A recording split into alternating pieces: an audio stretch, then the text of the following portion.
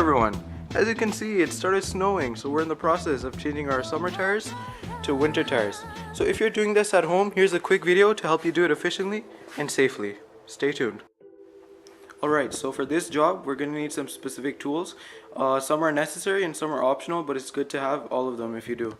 Now this right here is a torque wrench. So when you put your wheel on, when it's all done, you usually torque your wheels to make sure all the bolts are of equal tightness. So that's a good thing to have.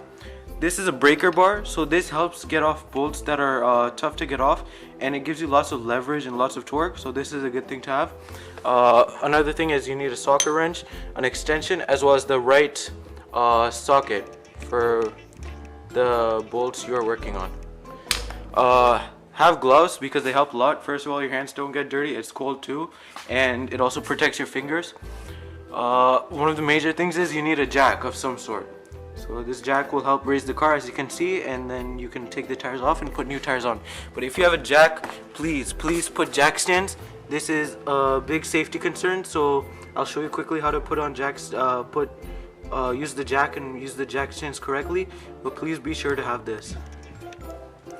So as you can see, there's not many tools needed, and it is a pretty simple job to do if you do it safely and efficiently. So let's get forward with it. Okay, let's get started. Now before doing anything, what I look for first is lifting points. Lifting points are basically strong structures of the car's body where you're able to lift the car. Now in the front, I did it in the middle so I could lift both wheels at the same time, but at the back I can see that there's, except for this hook, there's not really any strong structural component. Just be careful because things over here, there may be a gas tank or something like that, and you definitely don't want to rupture that. So I'm going to move to the side. Now most cars in the side usually have a rail like this. It's a strong railing that goes all the way across the car from the bottom. Now this rail is usually a very strong structure point, and it's normally a good idea to lift from there unless you have rust. Now cars like BMWs over here, they don't have these railings, they just have 4 posts. So if you have a car like that, just be careful when looking for a lifting point because you don't want to break anything. So what I'm going to do is I'm going to lift the car from the side near the rear, and I'll use these rails. Now as you can see, I have the jack in place. Now before I lift the car, what I want to do is I want to loosen these bolts, because if I do it while the car's in the air, the wheel's most likely going to spin. If it's on the parking brake, you don't want it spinning on that. So just loosen, don't take the entire bolt off, but loosen it. Tool, it helps a lot because it gives you lots of leverage and lots of torque. So I have the car up in the air. Now next step is to put the jack stand for added safety. I'm going to put it right here, put it right near the structural point, and that's fine. And just put it up. So in case this does fail, that's there as a safety protection. Now let's move on to the tires. We're going to take our socket wrench with the right extension and socket, and we're going to take each bolt off. Now this, if you can see, this is a 4-bolt car, but normally vehicles have 5 bolts. So what we usually do is we go in a star pattern. So you go in the top, then 2 bottom, then the other 3. That's in same pattern when tightening it, but this one will just go diagonally since it's only 4 bolts. Now usually in most cars you have nuts like these, especially in Hondas and Toyotas and Japanese cars, and over there you have a stud inside, so that holds the tires up even when you take all these bolts off. But in German cars, when this comes out, usually it comes out as a screw, so when you take all of them off, the tire usually falls if it's not stuck. So be careful what you're dealing with. If you have screws, then just be very careful on the last bolts when you're taking it out, and be sure to hold the tire at the same time. Now all bolts are off. Usually when you're taking the last bolt off, be really careful because the tire may start to fall out. But see, I give this a little pressure, now the tires come out.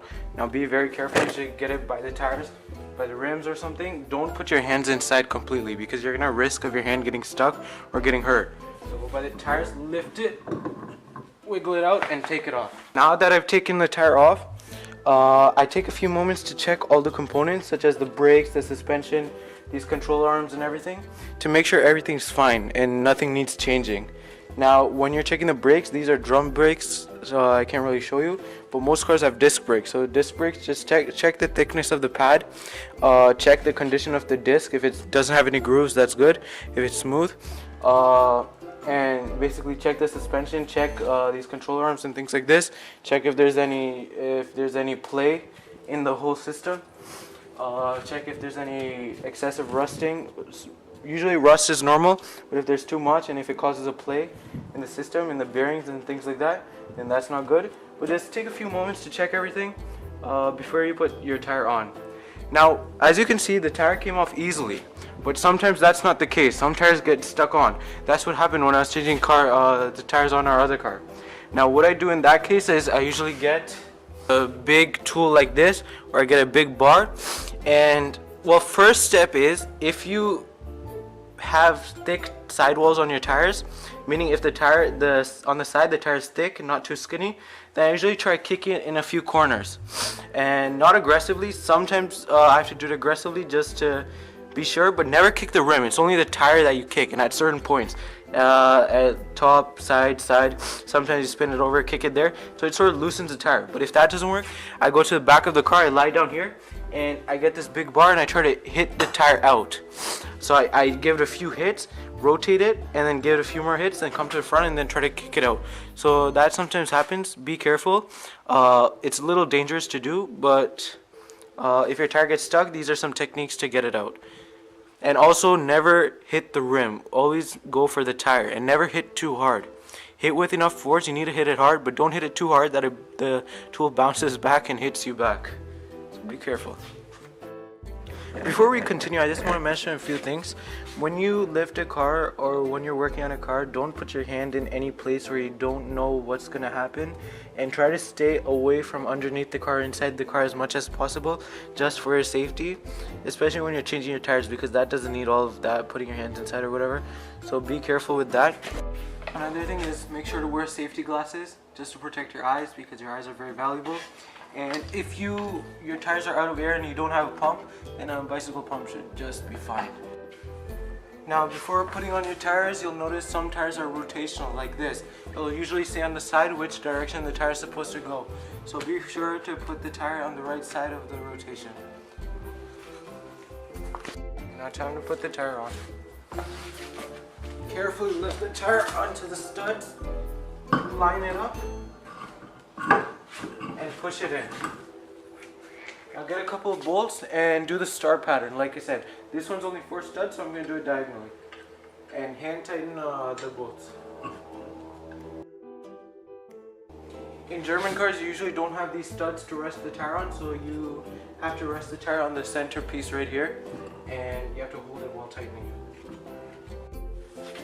Now, while the wheel is still in the air, moderately tighten these bolts as moderately tight you can. Don't tighten them completely. Just make sure they're of equal tightness on each side of the star pattern, and make sure they're fairly tight with one hand. And then next step is to lower the car. So I'm going to raise it a bit, pull the jack stand out, lower the car carefully. Just make sure the tires is on fairly well. It's straight, there's no movement. Now that was too fast. Don't let the car come down that fast. Let the car come down slowly, just to be safe. Okay, now we have the car down. Now last step is to just make sure everything's okay and tighten these with a torque wrench. The key thing about a torque wrench is you have to make sure the settings are correct. Now this is Newton meters. I'm going to turn it the other side, and that's going to be foot-pounds. Now for tires, we usually want it at around 90 to 100 foot-pounds. So I'm going to see, if you can see, it's 120, 140. Left side is 110. That means this line, the 0, is currently sitting at 100 foot-pounds. So the settings are correct. Usually if you add an extension, make sure the strength is higher, because you lose some strength in the rotation movements of this extension. So next step is to just tighten these in a star pattern with the torque wrench until you hear a click.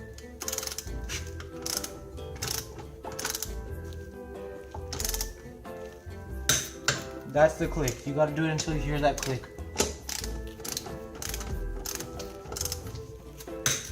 like that.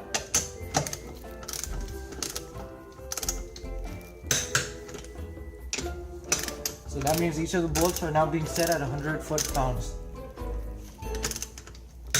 Now just to make sure, just check each bolt and make sure they all have the click to them.